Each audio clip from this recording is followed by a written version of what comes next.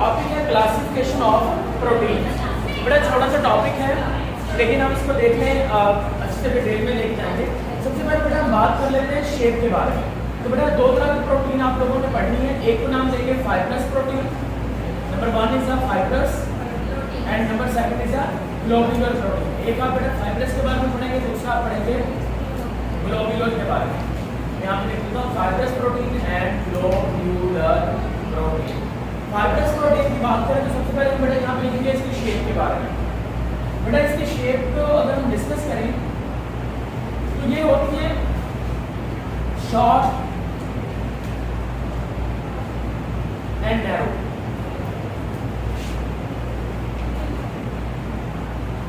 ये बेटा हो गया आपके पास ब्रॉड, यानी कि इसका मतलब क्या हुआ बेटा शॉर्ट एंड नैरो का मतलब थोड़ा समझ लीजिए। और लेंथ अगर देखें तो इसकी लंबी होती है। ठीक है, फाइब्रस प्रोटीन जो होते हैं वो इस तरह से इलोंगेटेड फाइबर्स पर मुश्किल होते हैं। किस चीज पर मुश्किल होती है? प्रोटीन के इलोंगेटेड फाइबर्स पर। तो प्रोटीन के जो इलोंगेटेड फाइबर्स पर जो मुश्किल प्रोटीन होगा उसको बेटा क्या नाम देंगे? इस तरह से this one is known as a fibrous protein. क्या नाम देंगे? Fibrous protein. ये जो फाइब्रस प्रोटीन होती है ये हमने बोला कि शॉर्ट एंड नैरो होती है। शॉर्ट एंड नैरो का मतलब इस तरह से छोटी होती है, लेकिन अगर लेंथ देखें तो जाहिर सी बात है आपको नजर आ रही है। लेकिन इसके बाद हम लिखेंगे ब्रॉड एंड फ्लैट। अब ब्रॉड एंड फ्लैट का मतलब क्या होता है बेटा? ब्रॉड एंड फ्लैट का मतलब ये होता है कि इस तरह से गोल गोल होती है और यहाँ पे देखिए लंबी नहीं है, बिल्कुल काफी ब्रॉड है। ठीक है, यहाँ पर काफी ज्यादा ब्रॉड है। इस तरह से ये चीज आपने याद रखनी है। Short and narrow is a fibrous protein. और अगर हम ब्रॉड एंड फ्लैट के बारे में बात करते हैं तो वो कौन सा प्रोटीन आ जाएगा आपके पास? ग्लोबुलर प्रोटीन के अंदर आ जाएगा। इसे क्लियर पहला पॉइंट समझ में आ गया? ठीक है। और जो आपके पास फाइब्रस प्रोटीन है ये किस चीज पर मुश्किल होती है? आप देख रहे हैं लॉन्ग फाइबर्स। किस चीज पर? लॉन्ग फाइबर जो होते हैं उनके मिलने से बेटा ये आपको देखने को मिल जाएंगे। अब हम बात कर लेते हैं इसके स्ट्रक्चर के बारे में। बेटा इसके स्ट्रक्चर के बारे में बात करें तो जितनी भी फाइब्रस प्रोटीन होती हैं तमाम फाइब्रस प्रोटीन के अंदर जो स्ट्रक्चर पाया जाता है कौन सा होता है? Secondary structure. कौन सा स्ट्रक्चर होगा? Secondary structure. सेकेंडरी स्ट्रक्चर जो है वो यहाँ पे देखने को मिलेगा। इस साइड पर कौन सा स्ट्रक्चर होगा बेटा? या तो आपको देखने को मिलेगा टर्शियरी या आपको देखने को मिलेगा क्वार्टरनरी। दोनों में से कोई भी हो सकता है। क्वार्टरनरी या तो टर्शियरी स्ट्रक्चर हो सकता है या कौन सा हो सकता है? Quaternary structure. तो ये दोनों स्ट्रक्चर जो है बेटा ये आपको काम देखने को मिलेंगे इस प्रोटीन के केस के अंदर देखने को मिल जाएंगे। उसके बाद अगली बात कर लेते हैं नेक्स्ट बेटा। अब देखिए हमारे जो नाखून है, नाखून के अंदर है फाइब्रस प्रोटीन। मुझे एक बात बताइए, अगर मैं नाखूनों को काट के पानी के अंदर डाल के हिलाऊं तो क्या वो हल होंगे? नहीं। इस तरह से अगर मैं ब्लड जो होता है, ब्लड के अंदर हीमोग्लोबिन है आरबीसी के अंदर, अगर उसको पानी के अंदर डाल के हिलाएं हल हो जाएगा ना। तो जो हीमोग्लोबिन होगा कौन सा प्रोटीन है? ग्लोबुलर। इसका मतलब बेटा मैं यहाँ नेक्स्ट कंसेप्ट लिखता हूँ सोलुबिलिटी का। कौन सा कंसेप्ट लिखता हूँ? सोलुबिलिटी का। तो बेटा कौन से सोलुबल होते हैं और कौन से सोलुबल नहीं होते? Which one is soluble and which one is not soluble? तो हम कहेंगे फाइब्रस प्रोटीन जो होते हैं ये इनके बारे में क्या लिखेंगे? Not soluble in water. और अगला पॉइंट क्या लिखेंगे इनके बारे में बेटा? इनके बारे में लिखेंगे सोलुबल इन वाटर, पानी के अंदर सोलुबल हो जाते हैं। उसके बाद बेटा हम टेम्परेचर के बारे में बात करेंगे। टेम्परेचर के बारे में अगर हम टेम्परेचर के बारे में बात करें तो आपने क्या चीज़ याद रखनी है बेटा?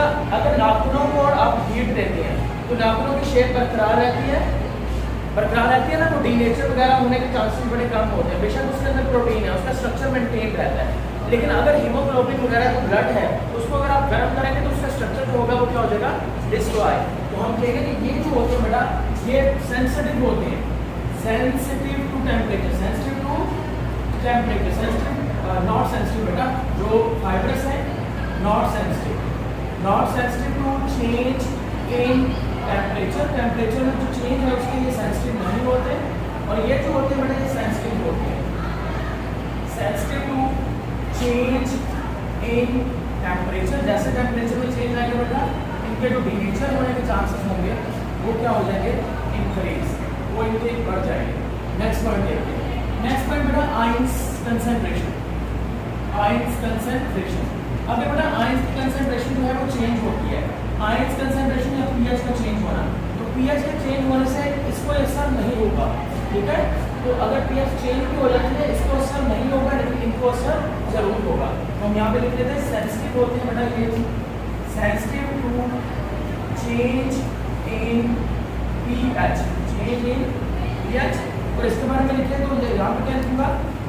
Not sensitive to change in ionic concentration and pH। ये आपने चीज यहाँ पे याद रखनी है। उसके बाद आगे वाला पॉइंट देखते हैं। नेक्स्ट पॉइंट बेटा हमारे पास अमीनो एसिड। अगर हम इनके अमीनो एसिड को देखें बेटा यहाँ पर जो फाइब्रस प्रोटीन है इनके अंदर रिपीटेड अमीनो एसिड होते हैं। इनके अंदर कौन से होते हैं? रिपीटेड अमीनो एसिड जो होते हैं बेटा वो पाए जाते हैं। लेकिन अगर इधर बात करें तो इधर आपने कहना है कि रिपीटेड अमीनो एसिड क्या होते हैं? एब्सेंट।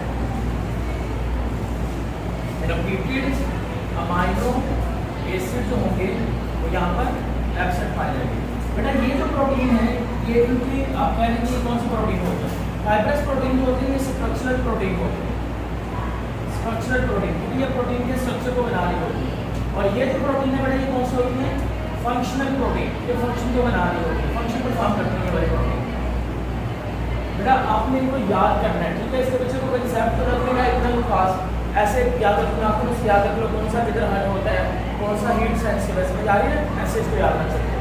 एंड तो बेटा हम डिस्कस कर लेते हैं एग्जाम्पल के बारे में। एग्जाम्पल में देखिए, यहाँ पर एग्जाम्पल में सबसे पहले बेटा हम लिख लेते हैं मायोसिन,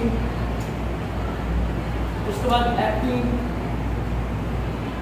ठीक है, उसके बाद केराटिन, उसके बाद बेटा इलास्टिन एक्सेट्रा। ये सारे जो होते हैं these are the fibrous protein. इधर देखिए बेटा मायोसिन, मायोसिन मसल में होती है, सही है? मायोसिन कहाँ है? मसल में। एक्टिन जो होती है वैसे ये भी एक्टिन भी मसल में ही पाई जाती है।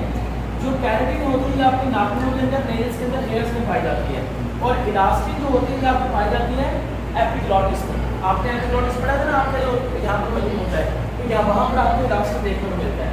यहाँ पर अगर एग्जाम्पल के बारे में बात करें तो बेटा पहले example immunoglobulin, immunoglobins,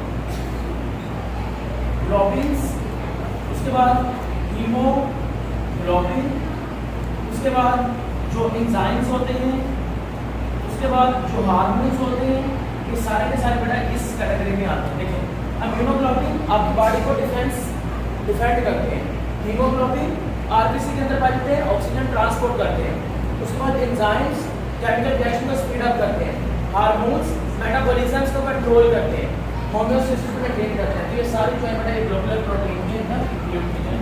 that is the basic difference between fibrous protein and globular protein.